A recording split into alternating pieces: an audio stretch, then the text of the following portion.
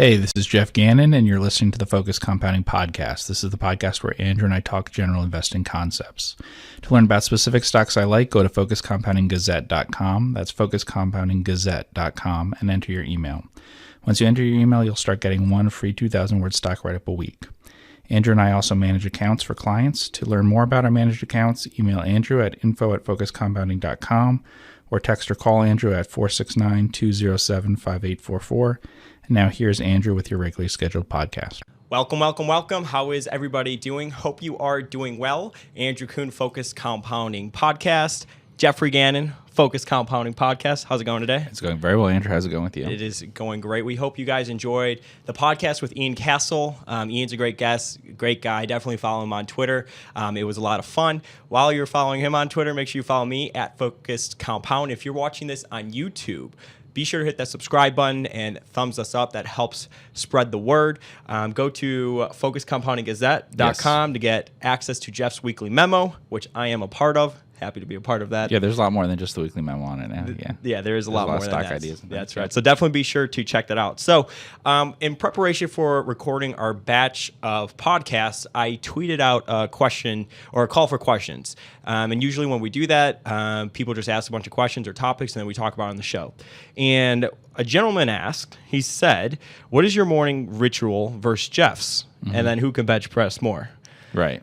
Well, that would require that I have ever bench pressed anything. You've never bench pressed in your life? Never in my life. Never.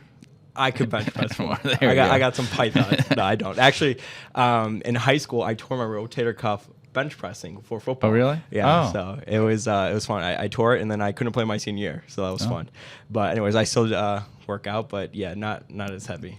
Okay. Just to stay in shape. Anyway, so, but when he asked that question, we actually thought it'd be good to make a whole podcast out of this because we often talk about a good way to structure your day as an investor. Everyone's situation is different. Sometimes people, maybe you work all day or maybe you have kids, so everyone has their different types of schedules. But it's a topic that is definitely interesting to me. We always talk about this concept of deep work, focusing, really breaking out and cutting the noise. So I thought it'd be cool to dedicate a full podcast to our daily routine. Okay. So what is your daily routine? Give us the gist of it. There's not much of a routine. So there's a lot of reading. Okay. I think I've mentioned many times before, I focus on doing one thing. So when I start a day, I know that I'm reading one particular 10K or something. I've picked something out before. That's the biggest thing. I do have a thing where I have a standing desk that I work at. I work from home. Oh, you use standing desk? Yeah. I didn't even know that. Yeah. So you read a 10K standing up? Yes. That's funny. I had no idea. I mean, well, I also have a very good chair for just reading. Okay. Yeah. But which is different from where you sit to watch TV and stuff because for reading for hours and stuff, often people what their setup they have isn't really that good for doing that. You know. Yeah. But I have a standing desk. Yeah. That's interesting. Yeah. Well, years ago, I started to have back problems from doing certain things. Writing a lot can really cause some things. She's got like a yoga ball. It strains your spine. I tried lots of different things like that when it was very to find a really cheap option. But then I got standing desk from Costco. Yeah. Which was a good deal on it. But but anyway, so I the day before have some things that I write out that I'm going to work on and then put them in the drawer there. So I actually pick what I'm going to do tomorrow, today. And that's how it works instead of just choosing that day. But then the day is very unstructured in terms of what I look at when I'm there. I think I've mentioned before that if I find something that I'm interested in, like an article or something, I print it out and then I store it for later. And I separate, like deciding, do I want to read this from actually reading it, right? So because the risk is in like modern things, right, you're going to spend a lot of time going down sort of rabbit holes of clicking on this link and then you follow that to this thing and then whatever, and you've spent a lot of time reading about something that's investment related but isn't like, reading about something that might become an investment for us. Yeah. So it's a lot of reading 10Ks. I mean, is it it's reading a lot books of reading generally? What? Yeah, I read a lot of books for one thing. Now, is that a book based on stuff that you're interested in? So, like, if you want to study Starbucks, right? Do you go and buy, like, Pour Your Heart Into It? And I think he's got, like, two other books, right? And maybe you read other things about coffee things and whatever. A pretty wide range of things. Sure. I think I mentioned recent books that I read that people would be interested in are like the book Hyperfocus. I also mentioned Copart. That's a good book. That's a very easy read. Junk to Gold, I think it's called. Yeah. Yeah. I'd say the most common ones are business history ones, especially biographies of people in business and also just stories of their particular business. So the two most recent ones I read I know are Boston Beer and Copart. Right. And those are interesting. They're much too big for us. But actually, the companies I've looked at before and things like that, yeah. Well, it's so good. It's so good to build up that knowledge, right? Yeah, I mean, and then just generally, I read a lot of stuff anyway. So I think I was telling you, when I was on vacation, I read a book a day, and normally it's more like a book every 3 days or something. Showing off. So there's nothing. I don't watch TV or anything when I'm on vacation. Yeah, so there's a lot of reading, and then I do some writing too. And the thing that would surprise people is way more communicating with people than you'd think. Like through email? Yeah, through email, through Skype, through things like that. I get a lot of people talking to me about bringing stock ideas to me, asking me my advice on things, stuff like that. And actually that leads to a surprising number of situations we might invest in. Yeah. So it's not as, like people I think I run some sort of screen and then go through like a list of it. And that's not really how it usually happens. I keep just a list of like 50 stocks right now. And it's just like a watch list of everything that qualifies as an overlooked stock for us. But a lot of those are from things like talking to people about it. Yeah. They brought an idea to me, yeah. Yeah, and then how much percent of your time do you dedicate to reading like other blogs that you're interested in? I know you definitely, you spend a lot of time on Corner of Berkshire. I read everything there. Yeah. In their investment ideas thread. Yeah. I've read every idea in there. Is that like a daily routine for you to kind of? Yeah, so I read everything on Corner of Berkshire and Fairfax, their investment ideas thread. And everything at Value Investors Club. I read in the sense that I read a little bit of it, decide if it has any relevance to us, and then print it out or save it. I bookmark things at Corner Berkshire and Fairfax, and then go through and read later instead, because obviously there's people constantly commenting like one little line extra. You'd be going there all the time checking that. So like every day, for once a day I do it, get all that stuff, and I also do the same thing with blogs. So I have more than 50 blogs that I have a RSS subscription to, and then I just put them in a blog reader, and I pick whichever ones look interesting. Really? Yeah. Some of them aggregate links and things like that, but the ones that are really useful are the ones that cover the same sort of things that we do. Do you read the newspaper? I do not. I used to read newspapers a lot. I think we talked about that at one time 20 years ago, or a little less than that, 15 years ago, I was reading like 4 newspapers a day. Yeah. Now I don't read any newspapers. Yeah. Why I found it not to be a very useful use of my time. Same thing. I try to avoid any sort of watching of news and things like that, of news in the sense of like so that's coming out now. I find books and things much more useful. Yeah. A lot of times, I think I talked about this a little bit, I would read something from like the end of the week and realize how little of it mattered even during the week. And so, the fact that it's new and controversial or whatever, it, gets, those things to get views. It's clickbait and stuff. Yeah, but it's the same thing with newspapers, even with print newspapers and stuff. It's the same sort of thing. They don't know that, a lot of times it's something in progress, and so you don't know how it'll work out. It's better to read a book, read, Disney War or something, and instead of reading the coverage of what was happening at Disney at that time, Copart and Boston Beer and all that. There are constantly articles about like craft beer or something, but if you read that book and try to find other books about things like that, it's just really useful, focusing on one area like that. Yeah. Yeah, got it. How would you structure your day for somebody listening? So for this gentleman, like I guess, so you don't really have a morning routine, you said. Correct. That's correct. I mean, how would you I'm not much of a, I don't know if I'm not much of a morning person. I am not a morning person at all. So the first alarm for me goes off 6 a.m. Normally 6 a.m. Yeah. 6 or 6:30.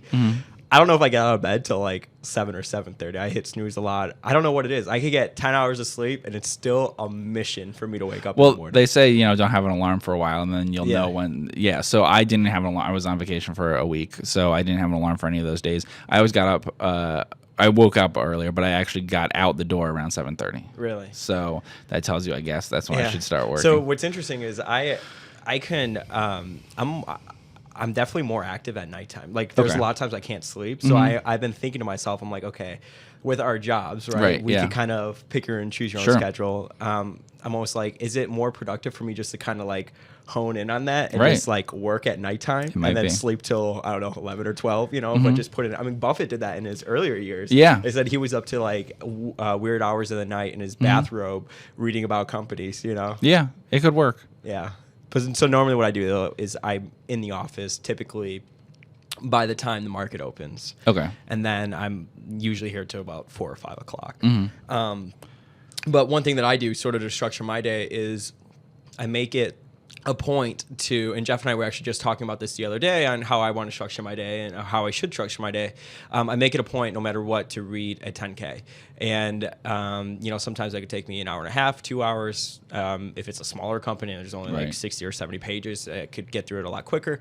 But reading a 10K a day, I think is, even if I don't find an investment idea from it, it's just good. Like my general goal is just to get better, right? Yeah. And then another thing I do, I make sure to do every single day is also read 30 pages out of a book. And I know that doesn't sound like a lot, but it's like if you do 30 pages every single day, you know, you're getting through, right? Yeah. It's better to be good all the time than great some of the time.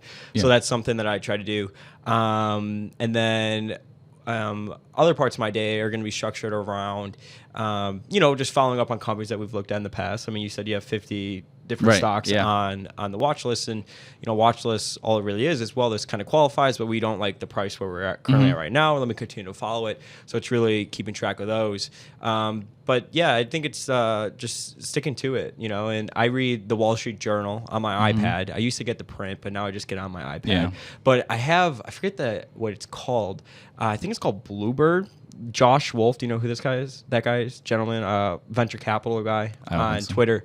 He always would tweet, you know, I could tell he was reading it on an iPad, the Wall Street Journal, but it's like a print version on the iPad. Oh. And it's so cool because you could like scroll in, or you could actually click it, and it's in a different format. So I think it's called Bluebird. Okay. But that's how I read the Wall Street Journal every single day. You know, and I don't read a page or cover to cover or every single article. I kind of browse through every article, and then whatever I think is interesting, I'll just kind of read it. But I don't think that really helps with investing at all. I think I just kind of do it just to, I enjoy it. I don't know, maybe it's a good start to my morning to get the brain working. Yeah, sometimes I think if you like write down something, the one that I like to do, which I may have said before, is I like to write down, whether it's a book or whatever I've been looking at, how can I use this, you know? Yeah. Because if you can't figure that out, then maybe you shouldn't be doing that thing, you know? Like if you're looking at an article and you're like, how is this useful to me? And you can't come up with one sentence for why it might be, potentially, then it's probably something that's just, you know, you enjoy reading, but isn't useful that way. Whereas there are other things that it might be. If you're reading about home builders or something, and we've looked at Greenberg Partners or something, then it's a useful article for you to read about, you know? Yeah. Right? But if it's about, you know, I don't know, I mean, social media in China or something, Yeah, that might be something that is unlikely that we'd ever have something to do with. Yeah, I was gonna say none of the companies that we invest in ever show up in like No, the they're Wall not going to Street show up in Journal the Wall Street Journal, no. or stuff even about it. But I guess if we have, I don't know, a coal company and there's an article on coal or something, or a company that's related to coal, maybe I'll read it. You know, And some spinoffs and things do. Yeah, that's true. So, if you had to structure somebody's day, and let me show you guys this thing really quick because I don't know if you could see it. Take a look at this. You probably can't see. I wish I could zoom in. It's our logo, and it has our slogan on the back. There's only one of these. There's only one right now. Yeah. Yeah, and I need one of those. Okay. It's our Focus Compounded logo. I need one of those. Well, this can be a pitch for, I was going to say Vistaprint, Simpress, the stock. Yeah, there you go. Yeah. You've looked at that company. I have. Alan Meekum likes that. Yeah. I think it's a holding of his, yeah. You didn't like it, right? No, it's not a holding of ours. No, it's not. Not an overlooked stock. We'll leave it It's at that. definitely not an overlooked stock. Not an no. overlooked stock. Okay, anyways, getting back to it. But they made a good mug. Yes. Yeah. We'll start selling merch.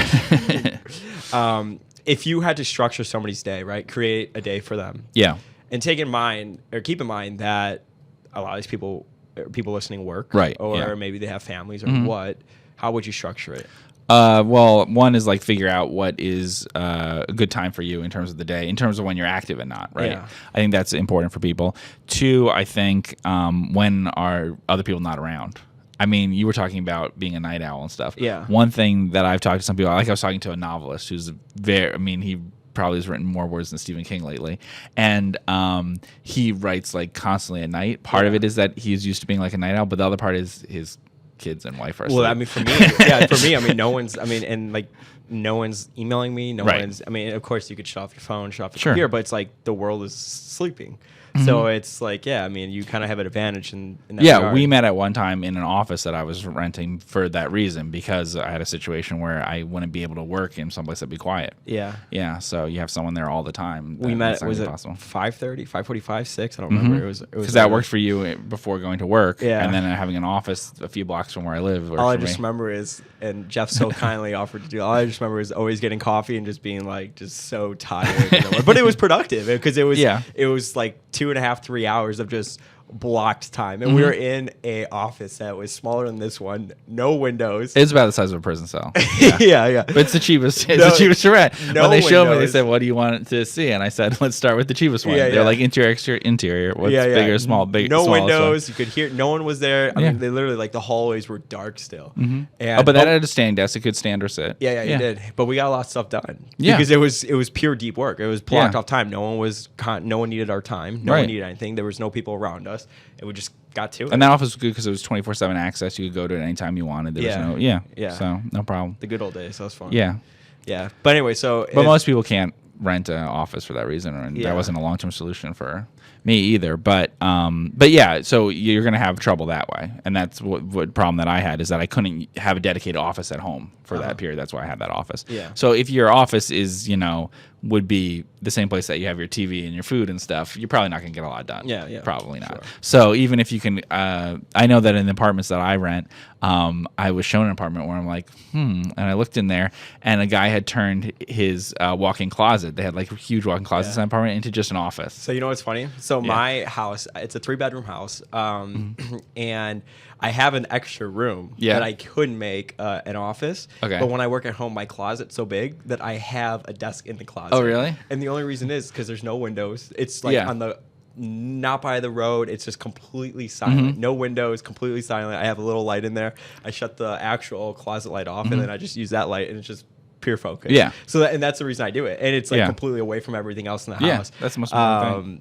And like I said, I have an empty room, but I prefer not to have it because there's no windows, so it's just like pure, no distractions. Yeah. So, and I worked someplace here in Plano for a little while, and when I really wanted to get stuff done, what I would do is I would just take an earlier bus. Yeah. So I would just be there before anyone else would come in and get work done, because then when people come in, then they start meeting and they start telling you things that you need to do and whatever. It's just more productive if you have to write something or whatever. Just come in early, and do that, and that works probably for a lot of people. Probably earlier is better than later. Yeah. But giving yourself, we talked about that, like selling yourself an hour of your time. Yeah. Right. That was Charlie Munger said that. Yep. That's what he did.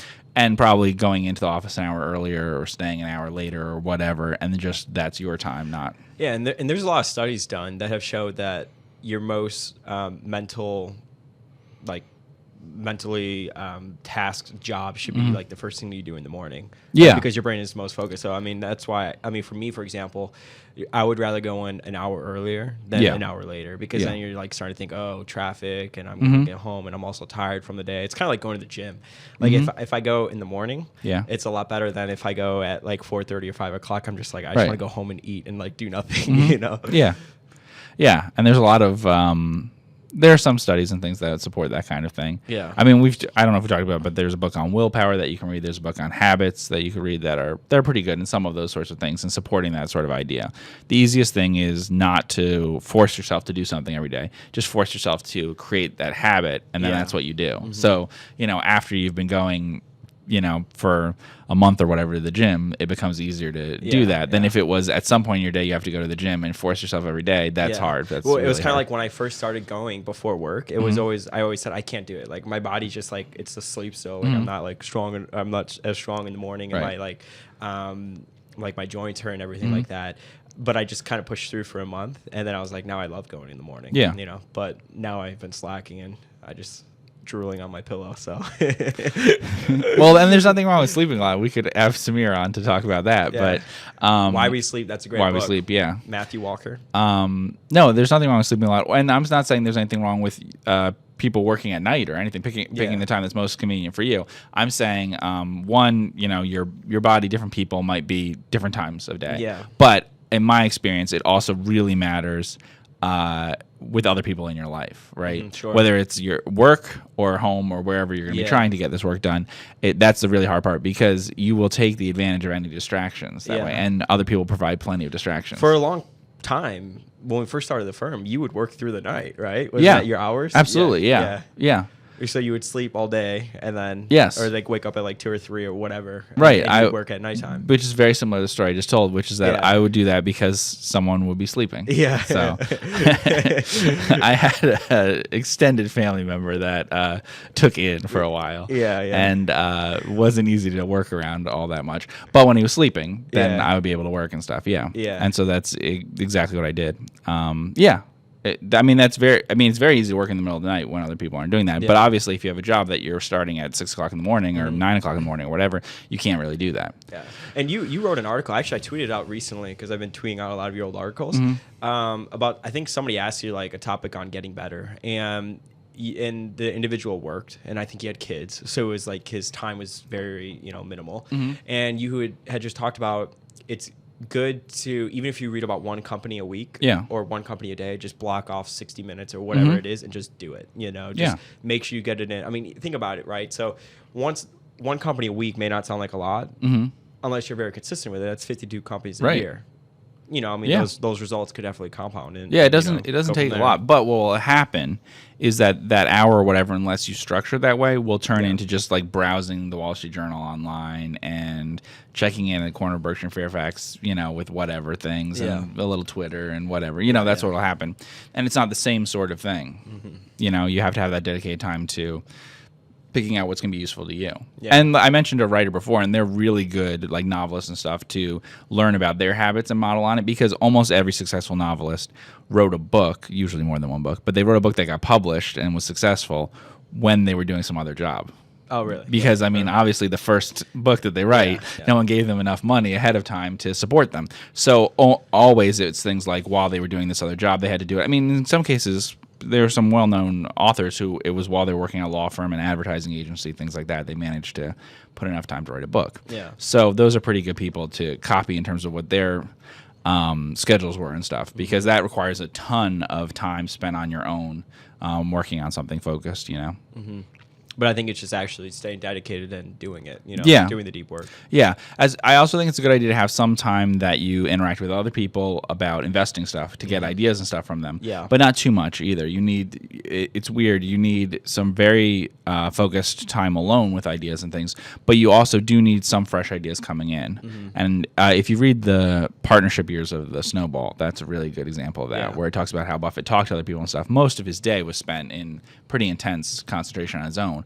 But there were a group of people that he talked to about stock ideas and stuff and got ideas from and shared ideas with. Yeah, and that's actually my favorite part of the book. Yeah. The Snowball. The part that I listened to is to draw inspiration from his earlier days. And he was working really hard during that time. Yeah. Yeah. It's amazing when you read about it, the amount of effort put into those sorts of things that other people wouldn't be, That's the thing that you can do, is put a lot more effort into each stock, and when you learn about what he did to like find out about the people at the companies, the management and things, about companies you buy into. Yeah. Oh, it's kind of, and it reminds me of like, I think he was speaking at Florida, and he talked about how everyone can do what he does, but nobody will do it. Not a lot of people will do it. And it goes to reading 500 pages a day. I know people often misquote that. Some people say it's 500, some people say it's 1,000, but I think he said 500 pages a day. And then Todd Combs actually took to that like a religion. And then he said that he started reading a lot, and he just became a better investor from doing that, Yeah, well, you can do it. I just told you that I read one book a day while on vacation doing other stuff. Yeah. If you